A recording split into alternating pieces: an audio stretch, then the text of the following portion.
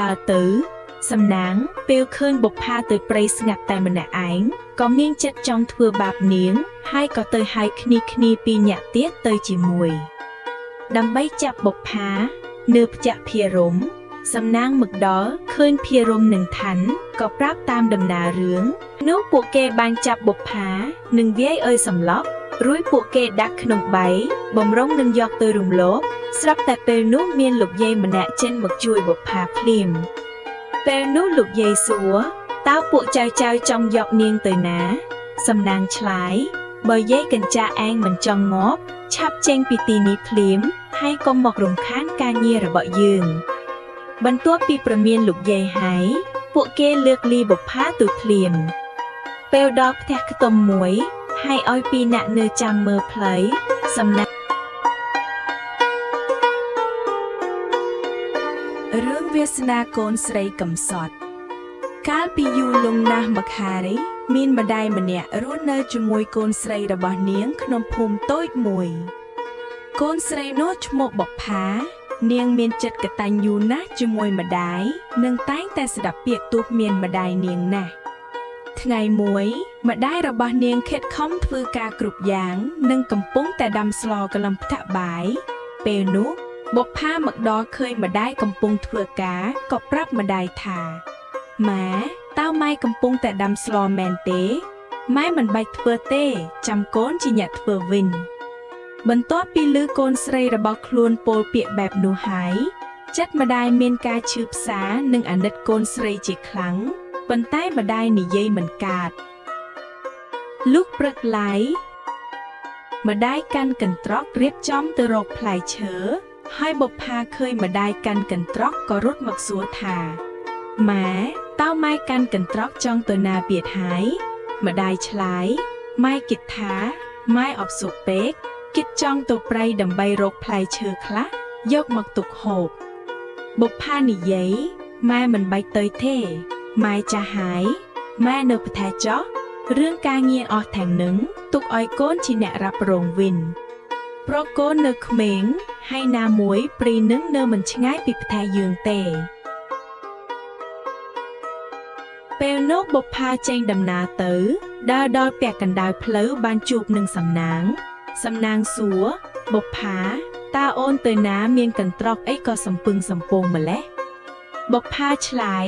ចាបងខៀងទៅព្រៃរកផ្លែឈើហើយបងទៅណាដែរ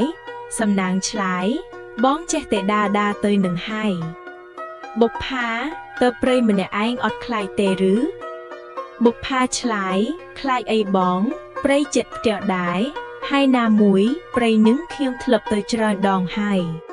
អញ្ចឹងខៀងទៅសិនបងថ្ងៃក្រោយចាំជួបគ្នាទៀតពេលនោះបុប្ផាដើរទៅសំណាងពេលឃើញបុប្ផាទៅព្រៃស្ងាត់តែម្នាក់ឯងក៏មានចិត្តចង់ធ្វើបាបនាងហើយក៏ទៅហៅគ្នាពីរនាក់ទៀតទៅជាមួយដើម្បីចាប់បុប្ផានៅផ្ទះភិរមសំណាងមកដល់ឃើញភិរមនឹងឋានក៏ប្រាប់តាមដំណើររឿងហើយពួកគេក៏យល់ស្របតាមសំណាងក៏ចេញទៅភ្លាមបុប្ផាមកដល់ព្រៃកំពុងតែរកផ្លែឈើសម្រាប់តែលឺសម្រិបជើងដើរក៏ភ្ញាក់ហើយភ័យណាស់ក៏ស្រែកសួរអ្នកណានៅទីនេះពួកគេទាំងអស់កំពប់ក្នុងកំពតព្រៃហើយលួចមើលពីក្រោយបុប្ផាភ័យពេកក៏ត្រឡប់មកផ្ទះវិញតែដើរប៉ុន្មានជំហានពួកគេក៏ចេញមកសំណាងសួរបុប្ផាចង់ទៅណាចាំបងបញ្ជូនទៅពេលនោះគ្នាសំណាងសើច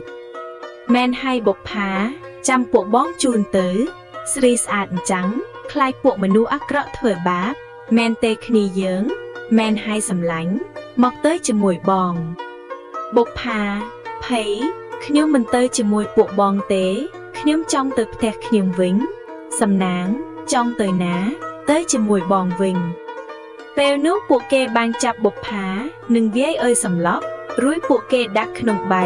បំរុងនឹងយកទៅរំលោភស្រាប់តែពេលនោះមានលោកយាយម្នាក់ចេញមកជួយបុប្ផាភ្លាមពេលនោះលោកយាយសួរតើពួកចៅចង់យកនាងទៅណាសំណាងឆ្លើយ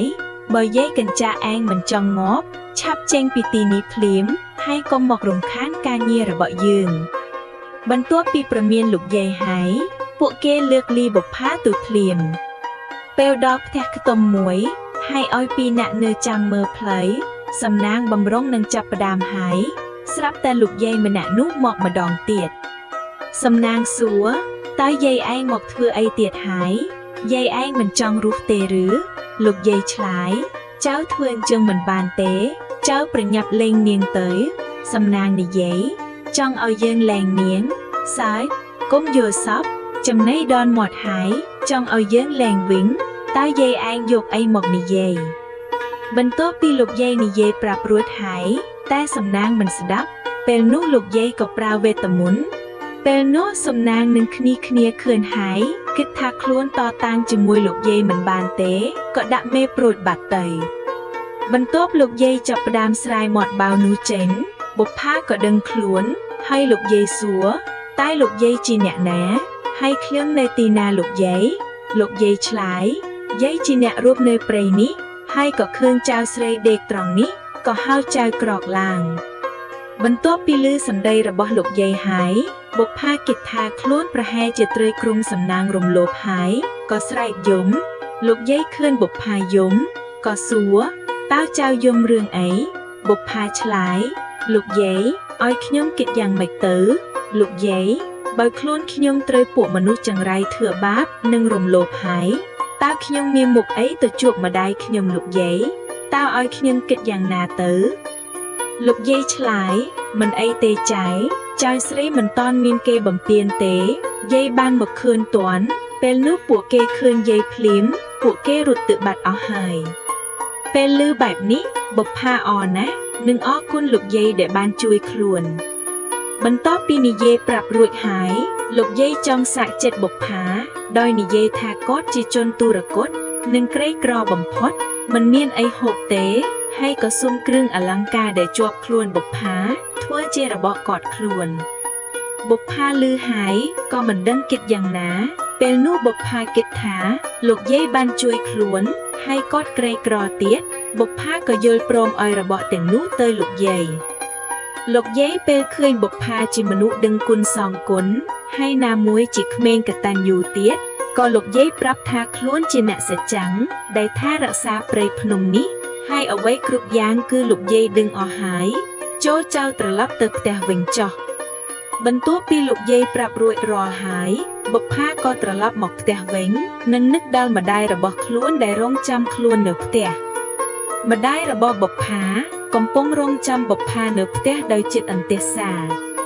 បុប្ផាពេលមកដល់ផ្ទះហើយឃើញម្ដាយរបស់ខ្លួនចាំមើលផ្លូវក៏សប្បាយចិត្តណាស់នឹងនាងរត់មកអបម្ដាយនិងសុំទោសម្ដាយដែលម្ដាយមានការព្រួយបារម្ភម្ដាយពេលឃើញកូនត្រឡប់មកវិញក៏មានការរំជួលចិត្តនិងអោបកូនដោយក្តីស្រឡាញ់